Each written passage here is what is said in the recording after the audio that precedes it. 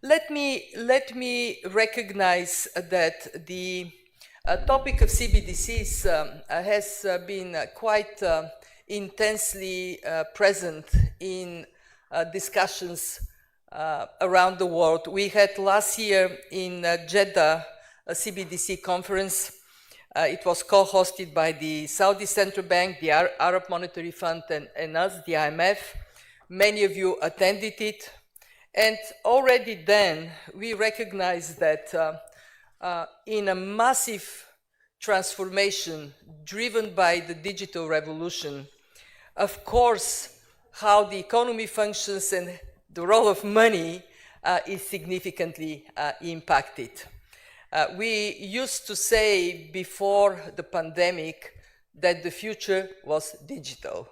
With the pandemic, the future arrived. We now have an accelerated transformation, and we all have to recognize that if we don't move fast as policymakers, we risk to miss an opportunity and create risks for our future. We have been working on the topic of CBDCs at the IMF. And what I can report is that we are still at a point when a lot is not decided. But that is exactly the point when we have to intensify our efforts, so decisions taken are the right ones.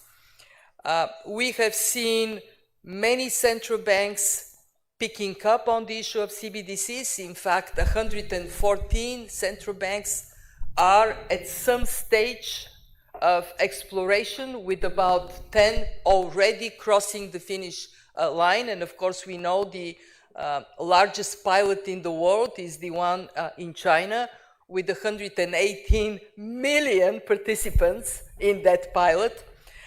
We have seen some central banks who have explored CBDC dropping it for the time being.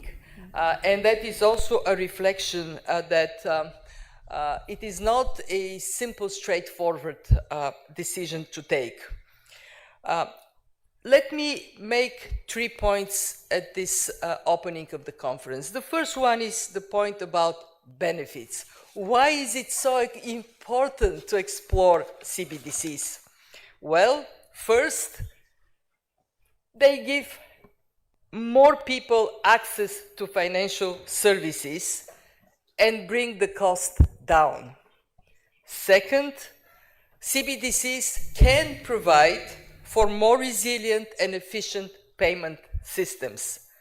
Third, they can be a cheaper way and a quicker way to do cross-border payments, to pass remittances, very important for this region, and also simplify other transfers.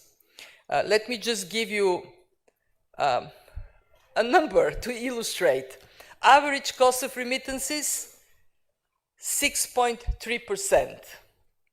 That means $45 billion a year get in the hands of intermediaries rather than in the hands of those this money is being dedicated. The minister reminded me yesterday that often remittances are small amount of money that people save and send to their relatives, as small as $20.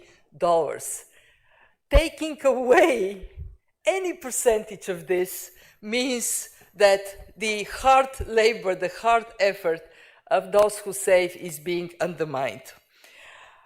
And often we talk about low-income families for whom that makes a material difference. My second point is that if we are to be successful, CBDCs could not be fragmented national propositions. To have transactions more efficient and fairer, we need systems that connect countries. In other words, we need interoperability. And for this reason, at the IMF, we are working hard on the concept of a global CBDC platform to trade and to manage risks. And my colleague Tobias Adrian will talk more about it later in the day. And my third and last point is we have an institution, the IMF, that is created to serve 190 members. On behalf of my colleagues, I want to stress that we recognize our responsibility to serve all these members, rich and poor, big and small, with a connectivity bringing them together. And that, of course, takes me to the annual meetings again, where we will bring the world together in Marrakesh. At that point, we are going to bring also advancements of our thinking, two new IMF papers, CBDCs and private digital payments in sub-Saharan Africa, and one on a roadmap to CBDCs in the Middle East and Central Asia. Bring experience from these regions, advance the discussion for the regions, but also globally. My gratitude again to you, Governor. I look at this room, I see some familiar faces, I see many new faces.